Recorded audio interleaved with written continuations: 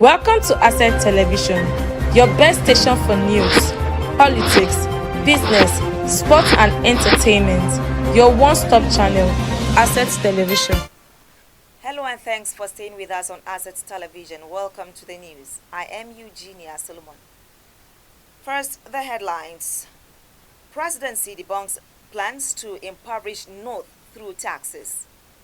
Cross River State workers suspend strike after agreement with state government. Plus, CNG buses begin operation in FCT assigned to specific routes. And now the news in detail. President Belletin has arrived in Cape Town, South Africa for the 11th session of the Nigeria-South Africa Binational Commission, BNC. He was received by South Africa's Minister of International Relations and Cooperation, Roland Lamola, alongside Nigeria's Minister of State for Foreign Affairs, Bianca Odumegu Ojukwu. Well, the presidency has debunked the rumor that it plans to impoverish northern Nigeria by the tax reform bills. It has been said that if passed into law, Abuja, Lagos, and Rivers will benefit to the detriment of northern states. The bill, which passed its second reading in the Senate last week, is facing strong resistance, particularly from northern elite. Groups like the Northern Governors Forum, NGF, Northern Elders Forum, NEF, the National Economic Council, NEC, and Senator Muhammad Ali Ndumi have called for its withdrawal, arguing it neglects regional interest. However, the special advisor to the president on information and strategy, Bayo Onanuga, reacted, insisting that the bills are to better the lot of Nigerians. Well, the National Insurance Commission, NICOM, and the Infrastructure Concession Regulatory Commission, ICRC, have agreed to partnership in order to implement insurance provisions for assets under public-private partnership arrangements as outlined in the law. This was agreed when the Commissioner for Insurance, Olusegun Ayo Omosheyin, paid a visit to the Director General of ICRC, Dr. Jabson Oshodion Ewalefo, in Abuja. According to the two agencies' heads, the partnership marks a significant milestone in Nigeria's infrastructure development. It was agreed that infrastructure projects are properly insured in order to mitigate potential risks, protect investments, and promote economic growth. While politicians and a former governor of Anambra State, Peter Obi, has advised the Belletin administration to involve the citizens in a national debate before the tax reform bills are finally passed into law. The advice is contained in a statement on his official X account. According to him, although the bills are critical to the development of the country, however, such reforms must be subjected to deliberations before a decision is finally taken. The tax reform bills have continued to generate controversies since their introduction, with particularly northern governors calling for the withdrawal. More stories will come your way shortly after the break. Stay with us. Welcome to Asset Television, your best station for news, politics, business, sports and entertainment. Your one-stop channel, Asset Television. Many thanks for staying with us. If you're just joining us, you are watching the news on Assets Television. Well, the organized labor in Cross River State has called off the strike action that was ordered by the national body against states that refused to comply with the directives of the federal government. Cross River State Governor Prince Basi Otu has approved 70,000 naira as new minimum wage to workers in the state. The disclosure was made after the organized labor reached an agreement with the governor in a closed-door meeting in which the governor agreed to pay the 70,000 naira with effect from December 1st, stating that the new minimum wage comes with consequential adjustments. He reiterated that the workers in the state are the fulcrum of governance, hence their welfare remains his top priority. Gregory Olai, the state chairman of the National Labor Congress, said The organized labor has suspended the strike action after a decision was taken by the Congress. Meanwhile, the state governor has promised that he would continue to work with the labor union in the state alongside other stakeholders to build a better Cross River state.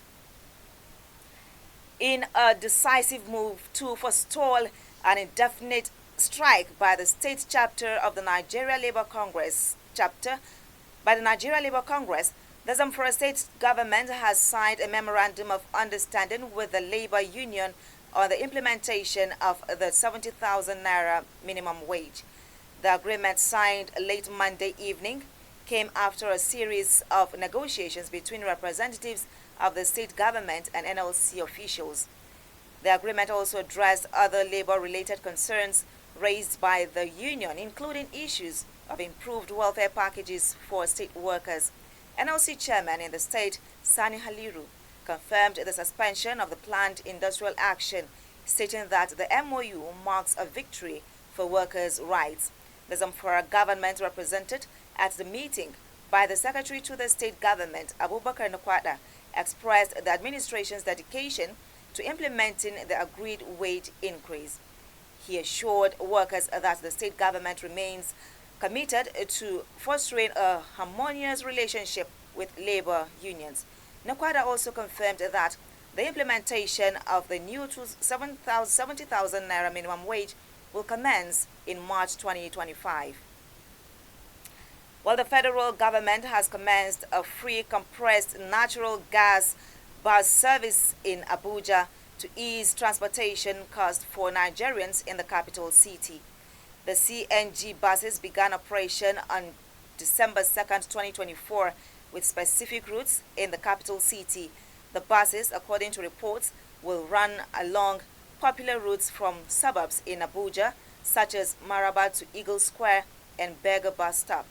The government had said that the buses would convey passengers free of charge for the next 40 days.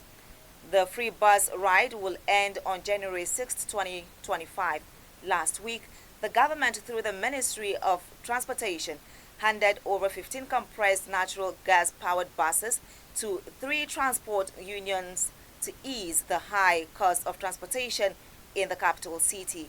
The transport unions that benefited from the gesture include the National Road Transport Workers Union, the Nigerian Association of Road Transport Owners, and the Road Transport Employees Association of Nigeria.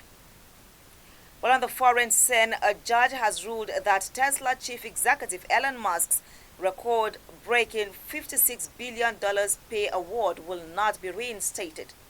The decision in a Delaware court comes after months of legal wrangling and despite it being approved by shareholders and directors in the summer.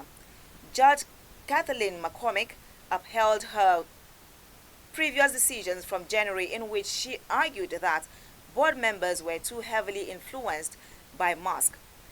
Reacting to the ruling, Musk wrote on X that shareholders should control company votes, not judges.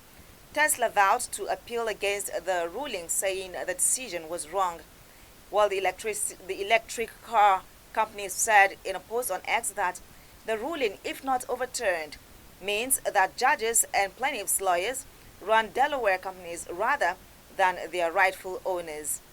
Judge Cormick said that the pay package would have been the largest ever for the boss of a listed company. According to her, Tesla failed to prove the pay package, which dates back to 2018, was fair. And in sports, Enyimba coach Yemi Olarenwaju remains confident that the 9-time champions will commence their resurgence in the 2024-2025 Nigeria Premier Football League when they face arch rivals Rangers International in an Oriental Derby in Aba. The Aba Giants go into the March Day 15 tie on the back of the disappointment 2-0 defeat against Al Masry of Egypt in the CAF Confederation Cup, with 2 backlogs of league's matches hanging around their neck as a result of their continental engagement.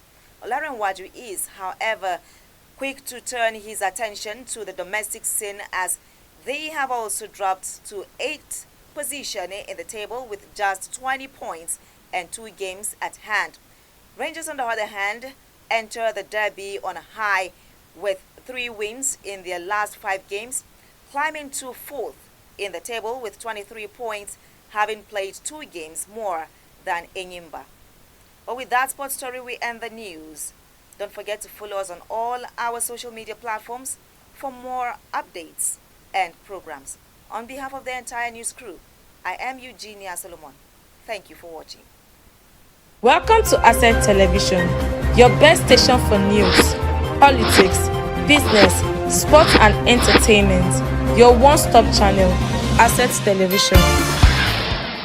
Welcome to Asset Television, your best station for news, politics, business, sports and entertainment. Your one-stop channel, Asset Television.